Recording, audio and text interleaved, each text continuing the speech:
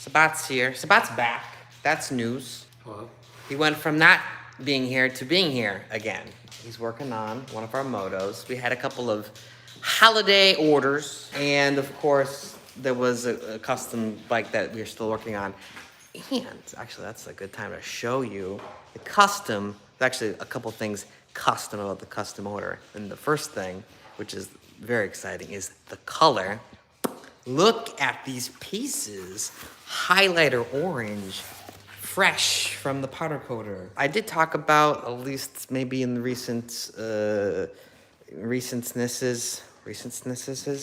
is redesigned the fender a little bit because I need a little more room for a larger controller in this custom bike. This custom bike is getting an upgraded controller, and you need a bit more room for it. So this piece here, and this piece, and this piece is the fender redesigned so that, you know, the controller could fit. We're not doing that bike today though. We're doing this black one. And this black one needs a sprocket, which we finished today on the lathe. I think Sabat has it popped on. Ooh, and you put the chain on. You are lightning fast. The one that we had used previously was this guy. It's only 19 teeth. Side by side, maybe you can't tell the difference. Well, on the phone, it's hard to tell, but the new one's 22 teeth. Those couple extra teeth make all of the difference. Nice, Sabat. And we have to make those in-house because the right sprocket doesn't exist. Walking over to our Sprocket Assembly area. Boom. If you haven't seen it before, the plans for the sprocket blanks that we made on the plasma cutter, they get refined because they're a little rough out of the machine. And then the hubs are done on the lathe.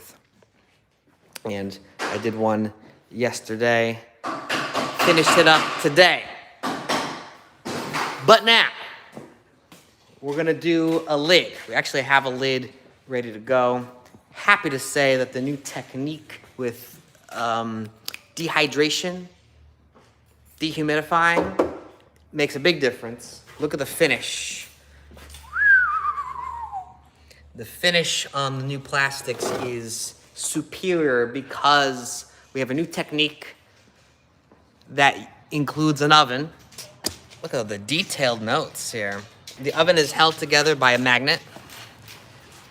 Right now it's cooking up, and not actually cooking up. It's not cooking. It's at low temperature. This is reading approximately 70 Celsius, which is 140 degrees Fahrenheit, closer to 160. This temp doesn't melt the plastic. It just gets it hot enough where the water in the plastic gets degassed, pushed out over the course of 3 hours. And that's the difference between a vacuum formed plastic that has a bunch of bubbles in it or, you know, beautiful surface. We discovered that recently. I mean, not like super recently. Tim, let's call you T. T, why does the plastic get bubbly? It gets bubbly. You know, I got an example. Yeah, it's basically steam. Exactly. There's water in the plastic. Just because there's water in our atmosphere all the time. It's, you know, that's just the planet. And the plastic absorbs that water. You wouldn't notice it. You don't notice it, but it does it. And if you try to heat up that plastic, ooh, look at that. If you try to heat up that plastic with the water still in there, the water tries to run away, and you get this shit. You get this crappy results. Look at that. I mean, we can't do this. It's no good. It's no good. And for the longest time, we didn't understand that was happening. We didn't get it. We thought, you know, and we just thought we were cooking it too much. We were putting it in the vacuum former too long. and it was causing the plastic to deform. Turns out that's not the case at all. You could really cook this plastic and it stays totally fine. It's just the water. So the oven cooks the water out slowly, and then when you go to vacuum form it, the water's gone and it doesn't get all funky. There's actually an entire, I was balancing, there's an entire section here of lids that suck. Look at all these. Some of them are worse than others. It varies day to day, because some days are humid and the plastics are just soaking with water, and some days are a little drier and they're not as bad. So it was always a wild card. You know, we would do a run of 3 or 4 and they all came out fine, and we'd do a run of 3 or 4 and they would come out awful and we didn't know what was going on. And it turns out it's water. So I know I've talked about water and plastics for the last 5 minutes, but it's a big deal. And now that we've solved the secret, it's like amazing. Right now, we're gonna do another lid. Our mold has seen better days. If you look closely, it's got some Bondo, and it's got some other kind of Bondo, and it's painted, and then there's some wood exposed, and we've done a lot with it, and we've had to repair it a million times. But we're stuck with it for now. Eventually, I want to replace it. We've made a couple moves to actually replacing it with an entire, I don't know, fresh piece of wood, or maybe an aluminum one. I don't know, some consistent material that's not gonna fail if we keep on using it. But this is what we got. It's gonna do at least a handful more lids before we toss it. It's gonna do one more right now. Gee, what do we got? Beautiful ABS plastic, 1.25. Drop. Oh, that's how thick, right? Is it? I don't care how thick. This is the thick one. No, are you sure this is the thick one? It should be. Okay. Now that we learned the secret of the water, it turns out the thick plastic is way better. It's a better quality item. So let's get started. First, we drop the plastic in place. We use this special state-of-the-art piece of material. You can't find these anywhere. These have the rubber tips. These are special clips. What are these things even called? Clips? Binder clips? Binder clips. Extra large binder clips? Yes.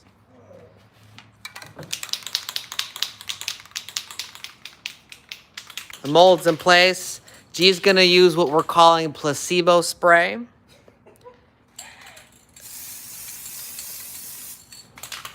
Very good. Now, see, the placebo spray, we're not sure if it does anything, but it's supposed to. Oh, no. It would, well, stoner. That's, I don't know why it's called stoner, but it fits. It fits the whole operation. It's supposed to help release the mold from the plastic. The light you see is leftover Christmas decorations. They just, I don't know. Our new cat toy. Yeah, it's a new cat toy. We're checking the temperature of the plastic. When it hits a steaming 300. Yeah, we got time. We got time. We didn't turn the heaters on quick enough. So we got a couple minutes. We're gonna let that steep.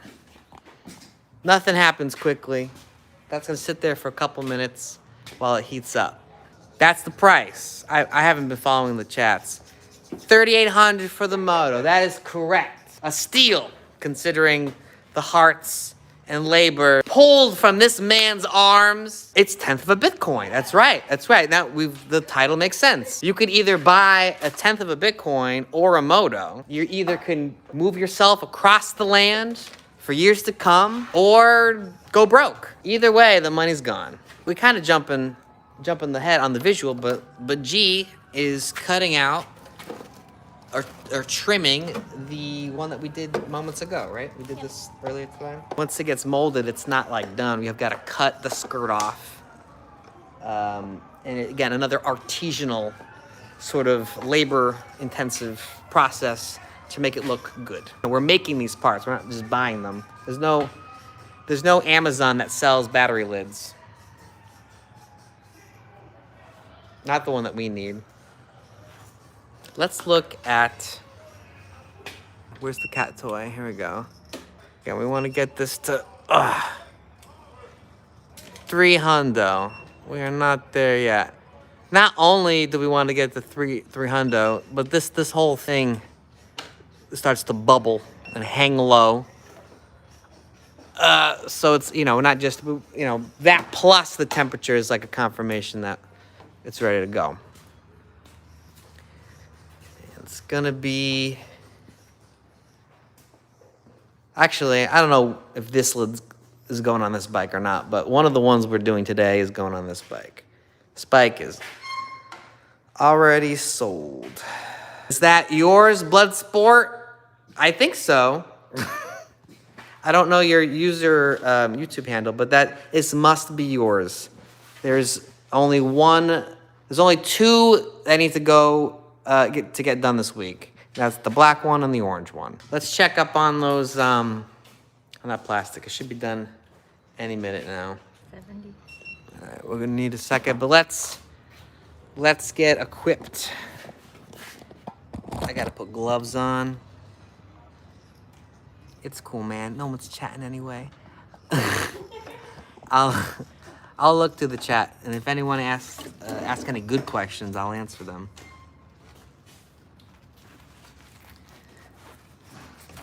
We'll do a little Q&A at the end. Do we get a free Moto shirt? Honestly, the Moto shirt is a limited run. I only made like 4 of them for myself. I can't wear the same shirt every day. All the Moto shirts that have been made have been worn by me at least 5 times. But eventually I'll make a run that will be for sale. Oh, you can. My sister did it. Yeah. We already make our upholsteries, so you get matching. I think this side's 300. Yeah, it's 300. Let's get the gloves on.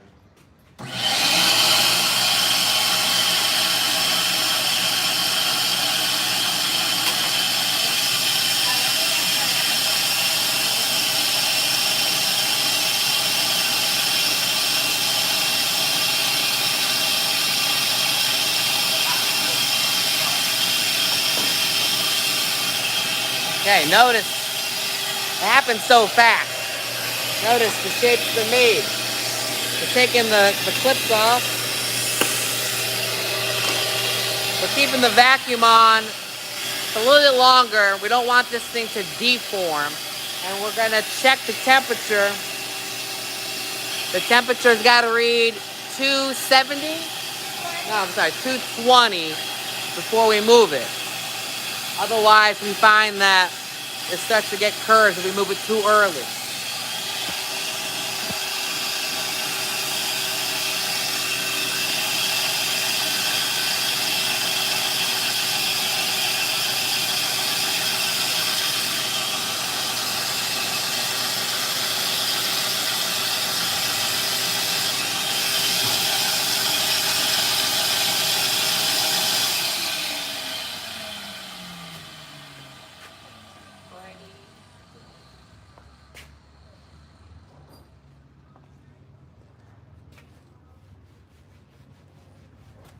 Separate this.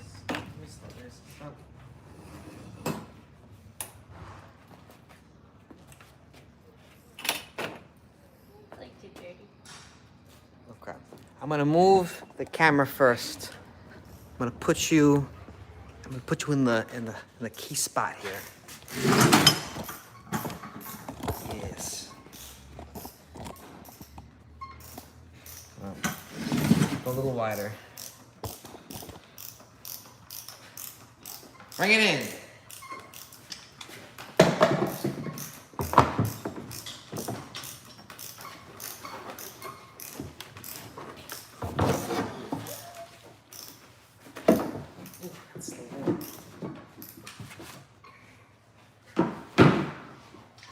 This technique was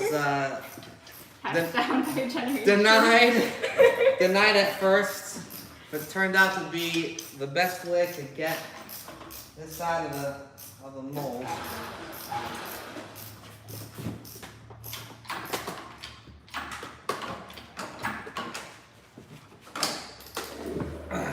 or a bet involved? Like a money bet? No, there was no bet involved. I don't remember any money. One scratch off.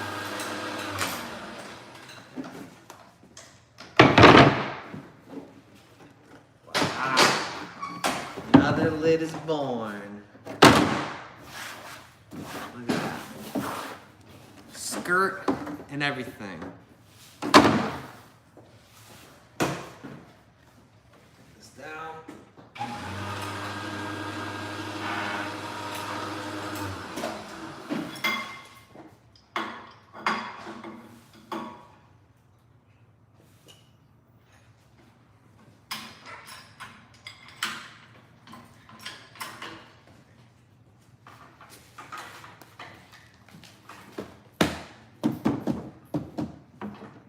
Surprisingly, still pretty hot.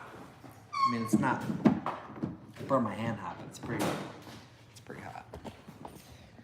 Switching cameras. Here we go. All right, that's 2 down for today. Now, I guess the poor mold. If you see, the mold it has the signs of a withered man, cracks and wrinkles, because it's been through a lot. And every time we do this, it just like breaks a little bit more. So eventually we're gonna have to replace this thing. But it's still holding up. It's something I've been meaning to do. Sabat's got that seat on.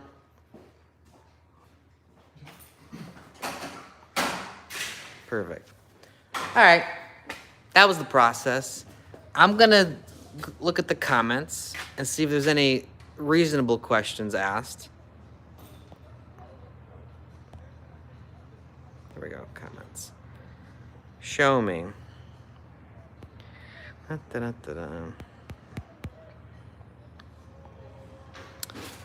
T from Holland asks, is there a project about a rear disc adapter? Yes, I actually commented on a post recently about the rear disc adapter, and I have a bike here at the shop that has the disc brake adapter on it. It's one of 2. Actually, it's probably the only one in the U.S. There is another hip-hop in the United States, but mine's the only one with the rear disc. It's probably smart. Advantageous. It's like my duty to remove that bracket, sort of like copy it down, the dimensions, and we should probably make it. It's a simple bracket. It's something that we could do on the plasma cutter, and it would allow you to pop it on your swing arm and hold the caliper for a rear disc. The same mounting holes as a front Tomos disc. So it's all the same stuff. So it's on my to-do list. I know it was recently brought up. I want to do it. The first chance I get at a rainy day project, it's gonna happen. And then we could put it on the website, and you could buy the bracket. All right. Let's check the next question.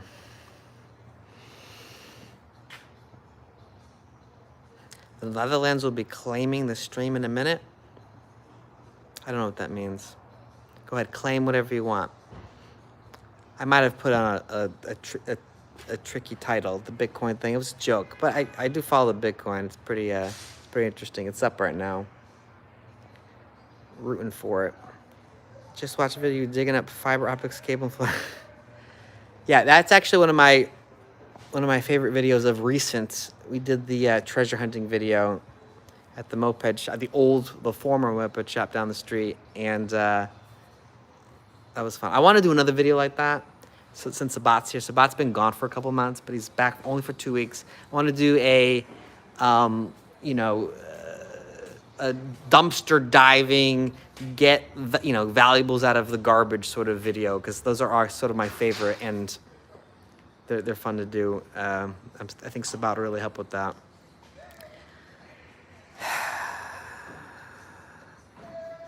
Laser cutter for doing sprockets and brake discs.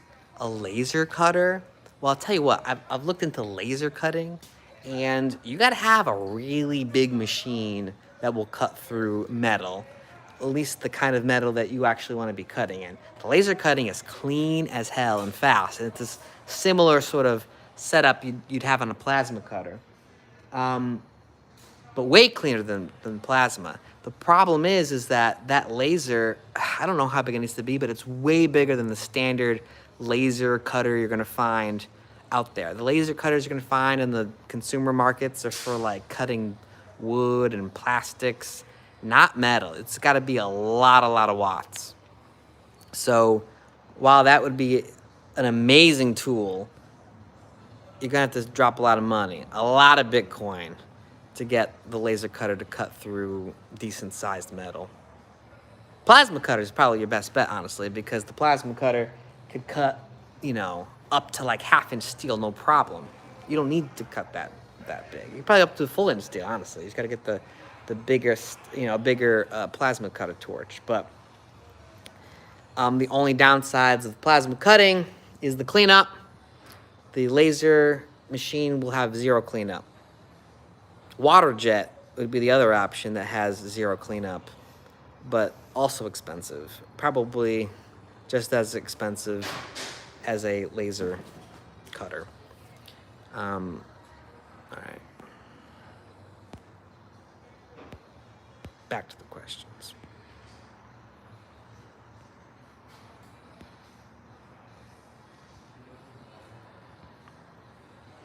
How far do you ship? Currently can only ship in the US. T from Holland, I'm sorry. I like to ship outside. I technically can. But you're not gonna want to. It's expensive. If it's one bike, it's gonna be a lot of money. Probably over $1,000 to ship a bike out of this country. It only makes sense if someone wanted to commit to a pile of bikes, and then you distribute it that way. But otherwise, a single bike is going to be a bunch of money.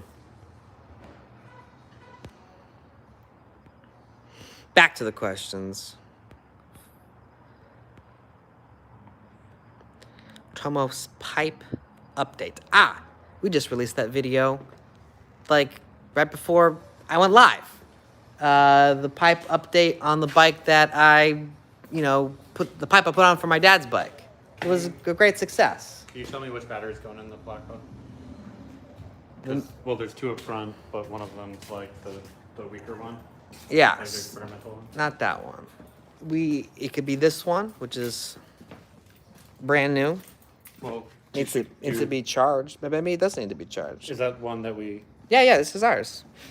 All right. Well, what about the ones up front? Which one's which? Look for the metal tab.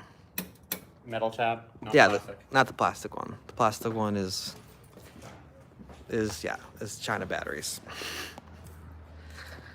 No China batteries going out. Good Panasonic cells. That's what's going out. Okay. Back to questions.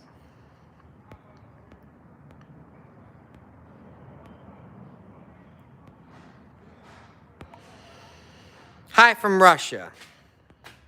That's awesome. I love that people from all over the place watch us. It's like amazing. Can you still buy a brand new Tomos? Because they're not producing them anymore. It's true they're not producing them anymore, but I have some. Brand new in the box. I'm walking over to what I got left. I have 5 brand new Tomoses in the box. These are Flexers in black, classics, and I have them in blue and green. I have one that's been unboxed, and I'm walking over to it now. It's in the front. Show you what the classic looks like.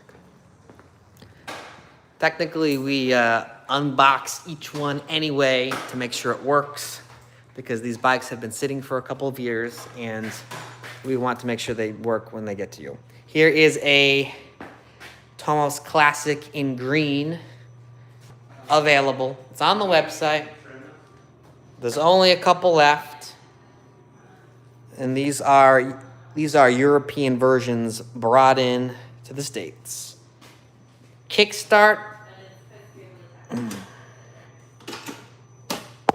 only. I don't have any pedaled versions, but you know how it is in the States. Most of the time it doesn't matter. We also got a couple of, this is like our good pile.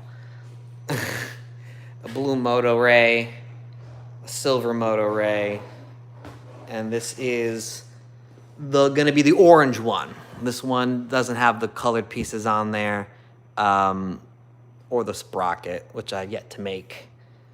All those parts will get put on here, and that'll be the orange one. Back to the chat.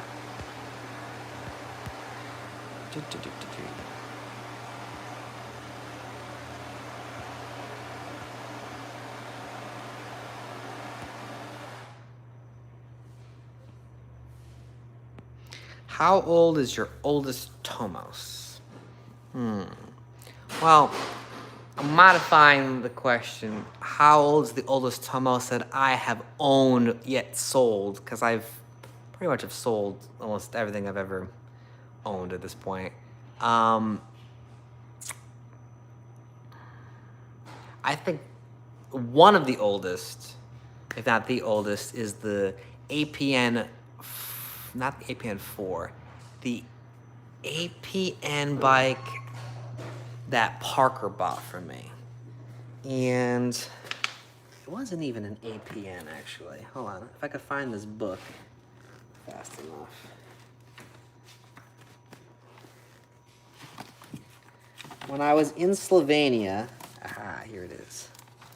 When I was in Slovenia at the Tomos museum that was in Koper, they gifted me a book that they put together. It was a collaboration that had really nice pictures with all of the Tomos models. It was a sweet guide for me to figure out what bikes we wanted to buy while we were out there, because we're basically doing like an American picker style.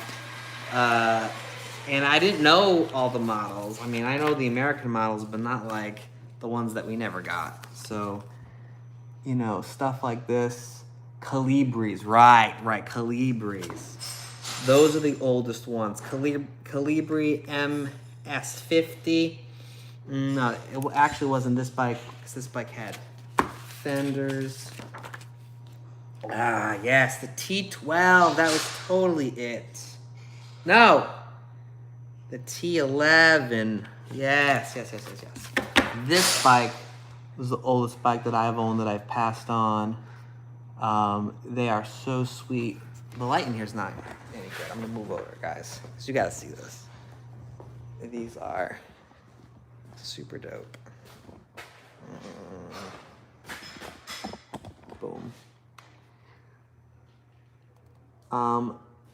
Really, really attractive. Notice, actually, hello.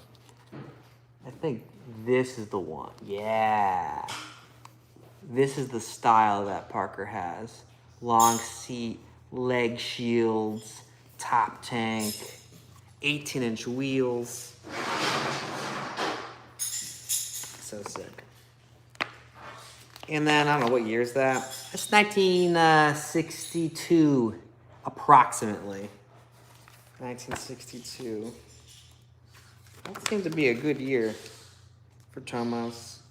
A lot of good models in the 61, 62 range. As I'm scrolling through this book, I feel like this is me reading you guys a bedtime story. This is what I do with my kids every night. Not the Tomos book, a normal kid's book, but I mean, this is what it's like. I'm like, yeah, look, see, look at the pictures.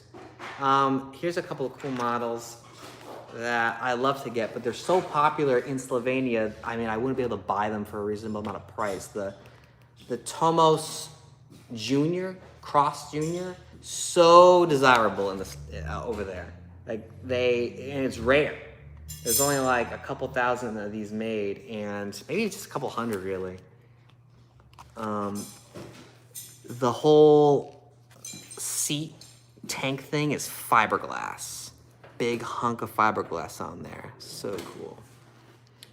Would it look good in electric? Oh yeah, hell yeah. I mean, to be honest, bikes like this sort of inspired us on the Moto. It's not that whole tank leading into the seat sort of idea is very similar to what we were going for. This was, off-road with the high fender. We weren't doing that, but it's somewhat like that.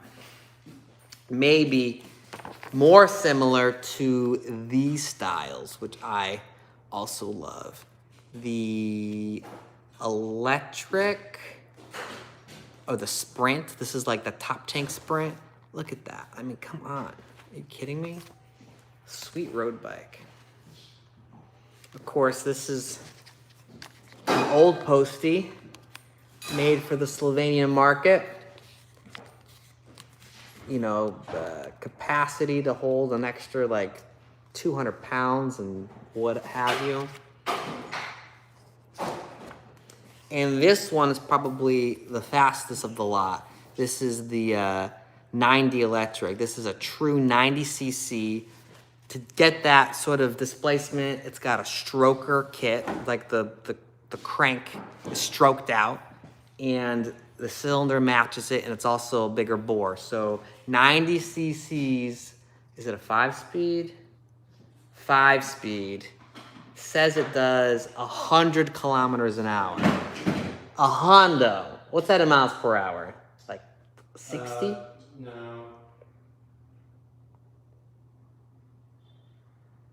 It's over 60. We got the numbers crunching, guys. 100 kilometers an hour is 65 miles an hour. I don't know. I think that's close. Something like that. I mean, whatever. You go Google it or something. But this bike, also hard to find. I mean, the guys that have them won't give them up.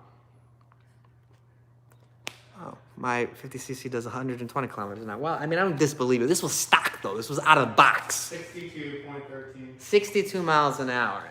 Out of the box, going to 100 kilometers an hour is a pretty good starting point. I'm sure you could push the envelope and put a better pipe on there. I know the carb on here was a pretty good size as well. All right. There's a couple more to show, but I'll save it for next time. Guys, I can't just show you all of them in one go. That's not fun. We'll do more story time later. I'll check for one more bit of questions before I go. We do have stuff to do, and I could tell everyone is just waiting for me to get off the line. Here we go.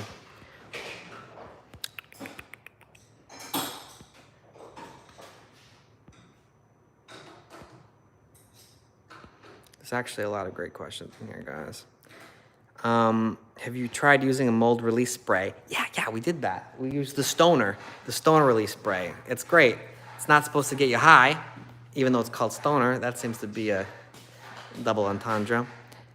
When are the electric bikes available to purchase? Well, they're available to purchase now. If you go to our website, we have the Moto Rays available. There's some things to do. They're not available as soon as you click the button, but we finish them in a week or two, and then they're good to go. I got a blue one and a silver one ready to go. I got another black one ready to go. So if you are looking to buy, just make the purchase and you'll get your stuff.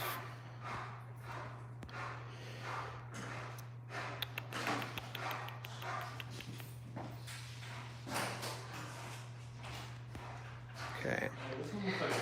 When you did a couple years ago a vid that you went to Slovenia, yes, T from Holland. That is true. And you picked up some bike. Did I restore them?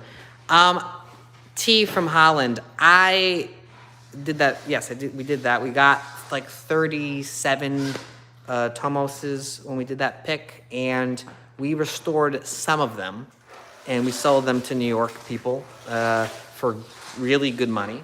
They were tip-top mint bikes that we, passed. Some of the bikes needed like new condensers. Some of the bikes needed. We popped in a great CDI unit on a couple of them. We did what we could to make them better. But that's not just what we did. We also sold bikes as projects.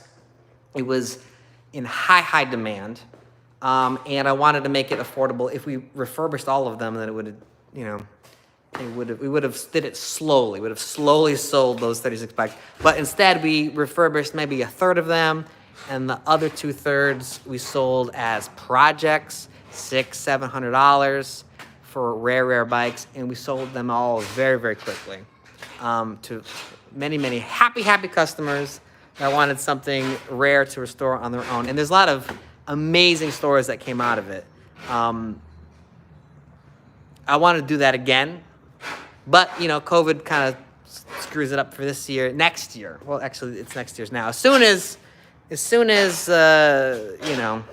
things get better, we'll try to make a trip and get some more bikes to bring them over. I think people will be happy about that. Let's see if I got any other questions.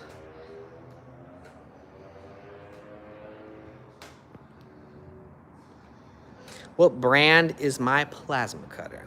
I will show you. I think it's a pretty good one. This is a Thermal Dynamics, the professional one, which probably means it's just a couple $100 more than the standard. I'm sure. Cutmaster, the A60 is the model. Now, the only thing I'm gonna say, and I don't know this 100%, but if you buy any old plasma cutter, the only thing you might hindrance with working in a CNC machine is the on and off. You want the program in the CNC machine to turn on the plasma and turn off the plasma on command. So you have to make sure the machine you pick has that option.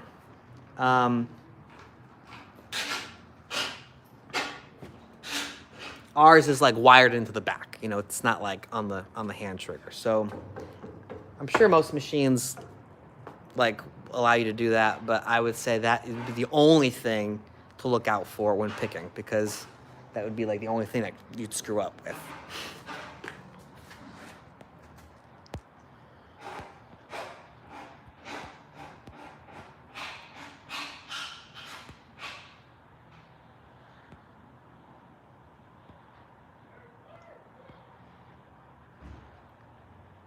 Are there any Tomos revivals in the U.S.? Last question, guys. Yeah, there is. There's tons of them. And it's funny because most people think they're awful. I think they're fine. In Slovenia, as far as I've been told, they're considered the most prized bike because they're rare in Slovenia, and the revival had the nicest parts on it. The nicest grips, the chrome, leg shield item. I mean, that bike was loaded with really top-end items, and the American market somehow has pushed it aside as this old man bike, which it is. It is an old man bike, but the Slovenians love it, and there's probably a huge market with finding American revivals and bringing them back to Slovenia. It probably make a killing, but that's a lot of work. All right, guys, I'm gonna go. We gotta finish up what we're doing. It's always fun to do the lives. This is Pete from Second Stroke saying, don't forget about mopeds. We'll see you next time.